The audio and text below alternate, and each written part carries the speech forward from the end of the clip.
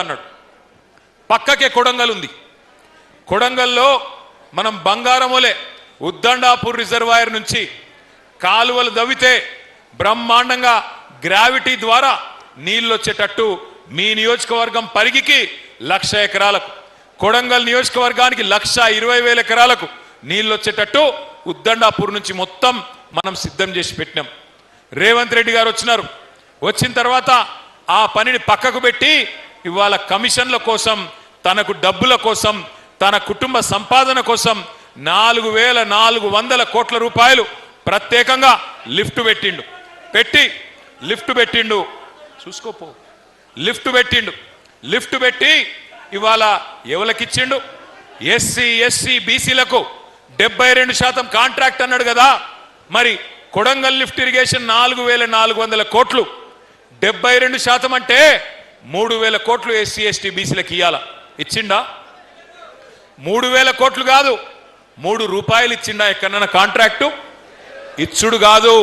SC ST గురుకులాల్లో, BC minority గురుకులాల్లో చిన్న చిన్న కాంట్రాక్టర్లు ఉంటారు.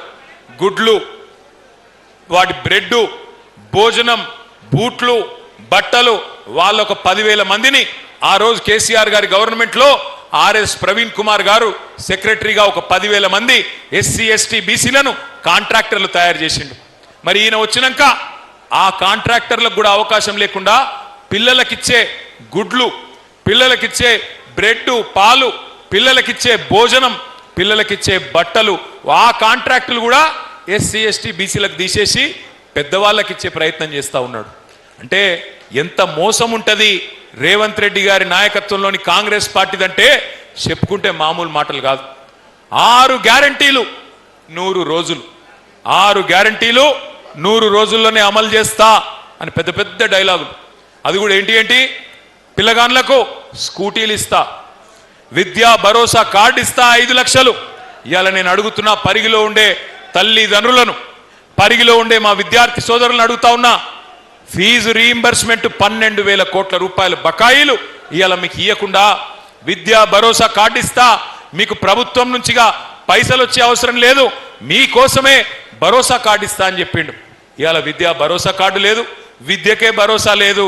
ఫీజు రీయింబర్స్మెంట్కు మంగళం body SC ST BC minority పిల్లలు ఎవరైతే ప్రభుత్వం దిక్కు చూస్తా ఉన్నారో వాళ్ళందరికీ టీసీలు ఇవ్వకుండా, కౌన్సిలింగ్లో అడ్మిషన్లు ఇవ్వకుండా చదువుకు దూరం చేసే విధంగా దిక్కుమాలిన పరిపాలన చేస్తూ ఉన్నాడు.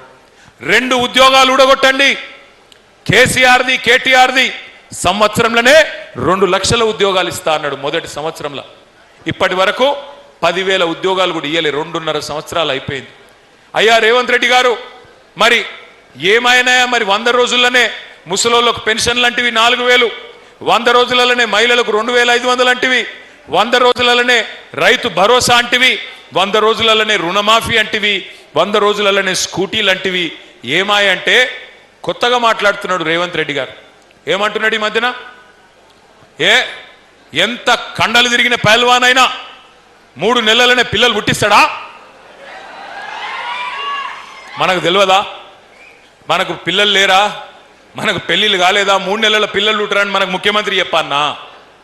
నేను అడుగుతున్నా ఇవాళ పరిగి వేదికగా ముఖ్యమంత్రి గారు, 3 నెలల్లో పిల్లలు పుట్టారని మాకు కూడా తెలుసు, ప్రజలకు కూడా తెలుసు.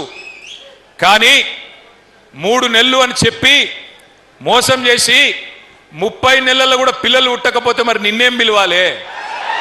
ఏమనాలి నిన్ను? 3 నెలలు అన్ని అమలు చేస్తా అంటివి, 30 నెలలు అయిపోయాయి, ఏమి చేయకపోతివి, ఉన్నాయి ఊడగొడుతీవి. బతుకమ్మ చీరలు బంద్ అయినాయా? ఉన్నాయా? రంజాన్ తోఫా బంద్ అయిందా లేదా? క్రిస్మస్ కానుక బంద్ అయిందా లేదా? కేసీఆర్ కిట్టు బంద్ అయిందా లేదా? మీ రియల్ ఎస్టేట్ డౌన్ అయిందా లేదా?